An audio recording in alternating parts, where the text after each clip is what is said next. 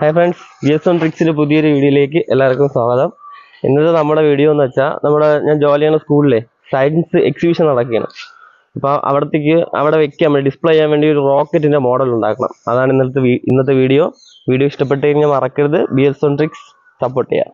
ഇപ്പോൾ നമുക്ക് വീഡിയോയിലോട്ട് പോകാം. ഈ ഇരിക്കുന്ന ഫ്രെയിമിലാണ് നമുക്ക് റോക്കറ്റ് സെറ്റ് ചെയ്തെടുക്കാനുള്ളത്.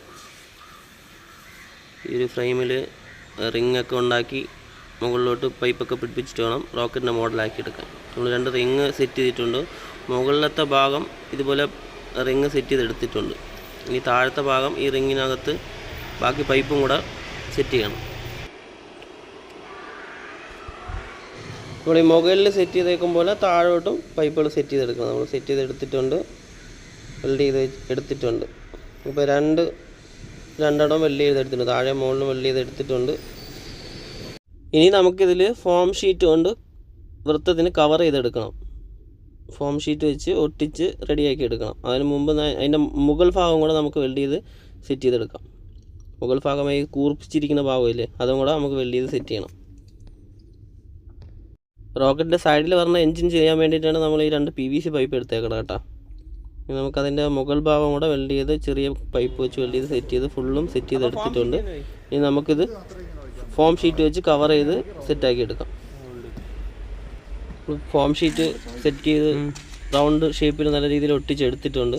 ഇനി അതിൻ്റെ മുകൾ ഭാഗത്തും ഫോം ഷീറ്റ് ഒട്ടിക്കാറുണ്ട്, അത് നമ്മൾ ഒട്ടിച്ചെടുക്കണം. പിന്നെ അതിൻ്റെ മുകൾ ഭാഗം നമ്മൾ കൂർശമായിട്ട് ചെയ്ത ഭാഗത്ത് നമുക്ക് പ്ലാസ്റ്റർ പാരീസ് വെച്ച് റെഡിയാക്കി എടുക്കണം.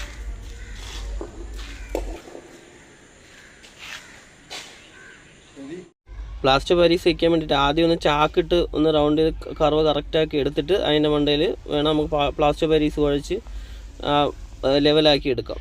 ഇതുപോലെ പ്ലാസ്റ്റർ പാരീസ് കുഴച്ച് വെച്ച് കൂർപ്പിച്ച് എടുക്കാം മുകൾ ഭാഗം. ഇതാണ് പരിപാടി. ഏകദേശം പകുതി വരെ നമ്മൾ ചെയ്തിട്ടുണ്ട്. ഇനി ബാക്കിയും കൂടെ ചെയ്ത് റെഡിയാക്കി എടുക്കാം.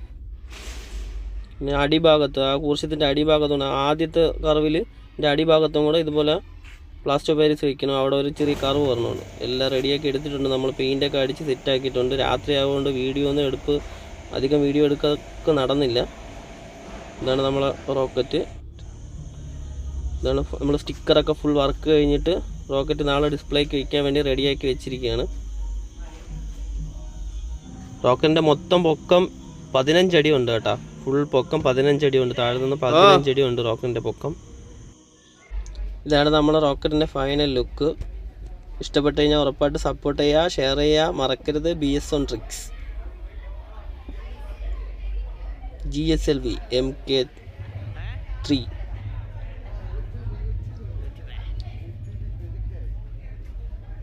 സ്റ്റിക്കർ വർക്ക് കഴിഞ്ഞ് ഡിസ്പ്ലേക്ക് വെച്ചിരിക്കുകയാണ്. നമുക്ക് പിള്ളേരെ എക്സിബിഷനൊക്കെ ഒന്ന് കണ്ടിട്ട് വരാം. പിള്ളേരെ സംഭവമൊക്കെ എങ്ങനെയൊക്കെയാണ് ഉണ്ടാക്കി വെച്ചേക്കണമെന്നൊക്കെ നോക്കാം.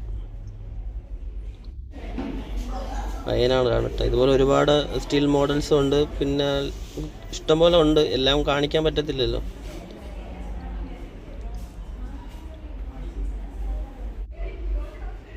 ഇത് നമ്മുടെ വേസ്റ്റ് ക്ലീൻ ചെയ്യണ മെഷീനാണ് കേട്ടോ. ഇതും നല്ല സൂപ്പറായിട്ടുണ്ട്. ഇതുപോലെ ഒരുപാട് ഉണ്ടായിരുന്നു. വീഡിയോ ഒരുപാട് ലെങ്ത് ആവുകൊണ്ടാണ് എല്ലാം കാണിക്കാൻ പറ്റുന്നത്. 3 ലെവൽസ് ആയിട്ടാണ് നമ്മളിത് ചെയ്യുന്നത്. First small scale production of electricity. അവിടെ നമ്മൾ solar water heater, solar panel, പിന്നെ പീസോ ഇലക്ട്രിസിറ്റിയും യൂസ് ചെയ്യുന്നുണ്ട്.